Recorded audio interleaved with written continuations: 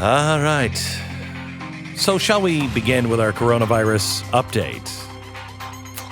Total confirmed cases worldwide up from 171,000 yesterday to 185,461. Total confirmed deaths worldwide, 7,332, up from 651.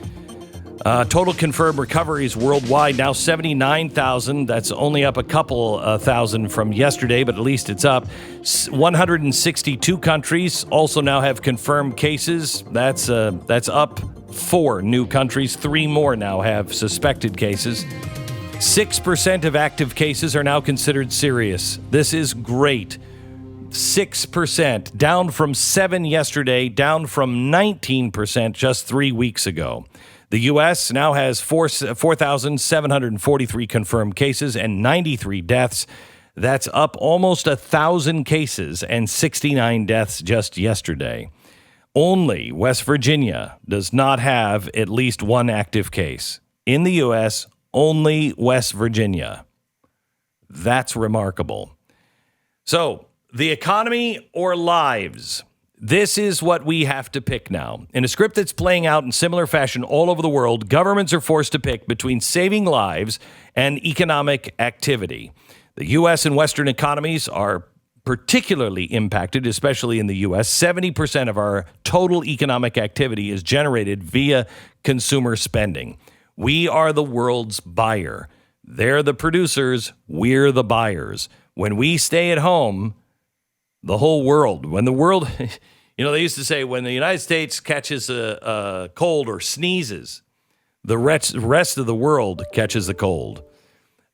This is a real problem. And across the U.S., small businesses appear to be the hardest hit, especially those that directly serve customers, such as bars and restaurants and dry cleaners. Those are closing down now. A study from Case Western University estimates now that nearly 50% of service jobs in the U.S. are going to be impacted, with as many as 1 million jobs lost in the next 30 days. Stu, how's this going to affect the election?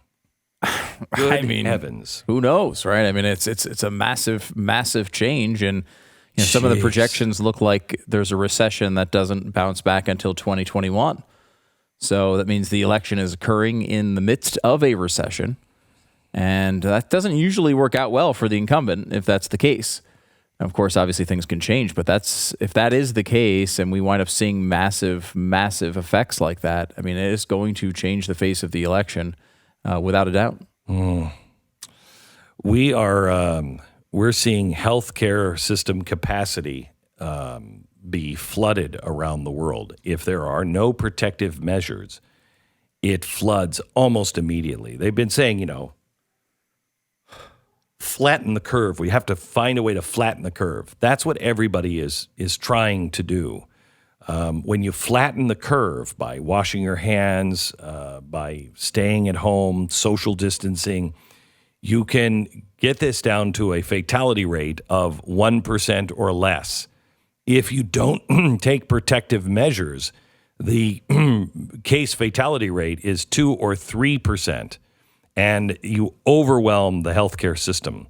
Now, this is a problem because we are looking at a healthcare system that is the best in the world. You have private businesses now coming in and stepping to the plate. It's not the government. It's the private business that is stepping to the plate to help serve and take care of this problem. But you, at the same time, have now 60% of Democrats say they have a more favorable view of universal health care and socialized medicine than they did just 3 weeks ago. So people on this are moving towards socialism. Italy has both a nationalized system and a private system. Well, had. The government just took over all private hospitals, all private medical facilities. They just nationalized them. I warn you, nationalization is coming, and we have to be very careful. We are entering the most dangerous phase of our republic, I think, in my lifetime. This is going to either destroy us or it will give us a chance to reset and renew. But, when you're looking at some of the things that are coming out of Washington right now, what was the one you just said to me, Stu? Romney was offering $1,000 for every American, which is basic universal income. We don't want that.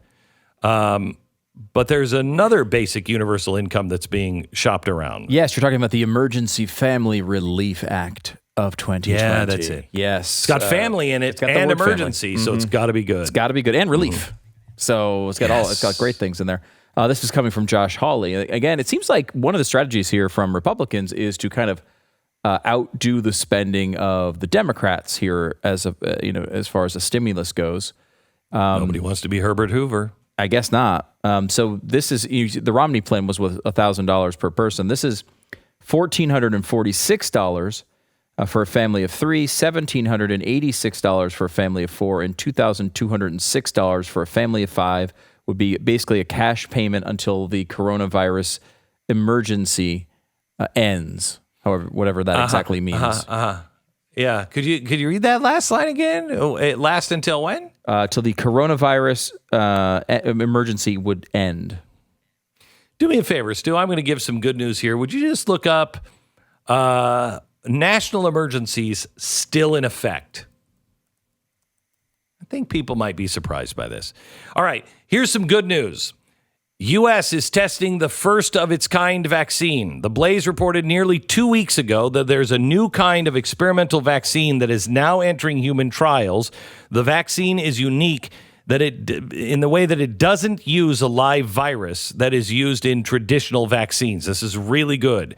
Rather, the new approach is to synthetically construct an RNA strand that copies the genetic code of the virus to teach human cells to produce antibodies.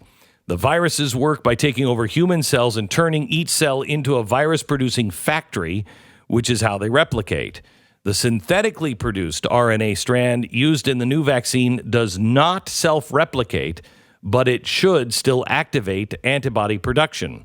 Researchers warned that even if the human trials started this week and are successful, it still may be 18 months before the vaccine would be in, the CVS. But 18 months is the fastest by far anyone has been able to put this out. The Trump administration vowed Monday all barriers would be removed to accelerate testing and production if successful. So now all non-essential businesses are being considered and closing them down. But who defines what an essential business is? Tom Cotton, an Arkansas Republican, said the United States must shut down all but essential businesses and government agencies to stop the spread of the coronavirus. The time has come for extraordinary measures to combat the Chinese coronavirus, Cotton tweeted. Oh, what a racist. It seems extreme today, but it will seem obvious tomorrow. Cotton, chairman of the Economic Policy Subcommittee for the Senate Banking Committee, said he's drafting legislation that would give cash stipends to workers and their families. This is what we were just talking about. Shelter is now in place in 6 counties in California. More expected today. Over 7 million Californians have been ordered to a shelter and to shelter in place at home for 3 weeks. The order is effective as of midnight last night. Residents are allowed to outside to walk, to acquire food, medicine from local stores, or to travel to medical appointments. All non-essential activity outside the home is effectively now illegal. Although law enforcement are being asked to practice patience and provide guidance and warnings rather than arrest people who refuse to comply. Similar house arrest orders are being considered throughout the county and elsewhere in California, including Alameda County, LA County, Orange County. In total, including similar activity restrictions in Washington, New York, Pennsylvania, and other locations, an estimated 30 million Americans are currently experiencing some degree of travel or activity restrictions. So far, the ACLU's only response to COVID-19 is a strongly anti-Trump landing page, indicating that Trump will help lead the panic and asking for donations to defeat him in November. That's of absolutely no help. By the way, we are just ahead of people. Everything that anybody says, oh, Donald Trump, he does not doing, he's ahead. Try this, European Union to close all borders to non-EU citizens. That sound like what Donald Trump did last week, where he was called a racist and not doing the right things and just trying to piss off all of our allies. This is what they just did. They wish they would have done it a week before Donald Trump announced it. Everything that he is doing seems to be all the things that the European Union does too late. The national supply chain is fine, but how to balance the local needs? Overall, plenty of food and medical supplies to stock America's store shelves when measured nationally. The challenge, however, for some markets is ensuring regional supply chains can keep up with the surge buying caused by local orders for residents to stay put for 2 to 3 weeks longer. Stores like Kroger, Walmart do have regionally located warehouses. Localized buying sprees, as residents stock up for long stints at home, can empty regional logistics facilities, requiring retailers to shift stock from one region to another. We're all going to get it at some point. Please just be a thinking human being. That's all we have to do, is just be decent and be a thinking human being.